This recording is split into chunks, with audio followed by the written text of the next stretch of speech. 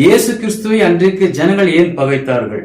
யோவான் 10:33 சொல்லுது, யூதர்கள் அவருக்கு பிரதித்திரமாக, நற்கிரிய நிமித்தம் நாங்கள் உண்மையில் கல்லெறிகிறதில்லை, நீ மனுஷனா இருக்க உன்னை தேவன் என்று சொல்லி இவ்விதமாக தேவதர்ஷன் சொல்லுகிறபடியால் உண்மையில் கல்லெறிகிறோம் என்றார்கள்.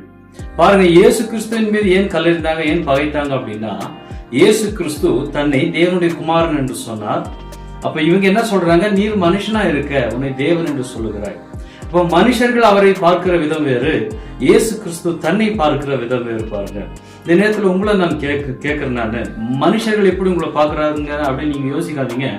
உங்களை குறித்து உங்கள் பார்வை என்ன, உங்களை நீங்கள் எப்படிப்பட்டவர்களாக பார்க்கிறீர்கள் என்பது ரொம்ப முக்கியம். அதுதான் உங்களுடைய வாழ்க்கையிலே ஒரு கனியாக வல்லமையாக வெளிப்பாடாகது நிச்சயமாக வெளிப்படும். பாருங்க, ஜனங்கள் உங்களை சாதாரண மனிதனாக பார்க்கலாமானால் வேதத்தை வாசித்து இயேசு கிறிஸ்துவை ஏற்றுக்கொண்ட நீங்கள் உங்களை யார் என்று சொல்லுகிறீர்கள்? உங்களை குறித்த உங்களுடைய பார்வை என்ன? நீங்கள் தேவனுடைய பிள்ளைகளானால் அதை தைரியமாக அறிக்கையிடுங்கள். அந்த தேவ பிள்ளைகளுக்குரிய அந்த அதிகாரமும் வல்லமையும் உங்கள் மூலமாக வெளிப்படும். God bless you. God bless you.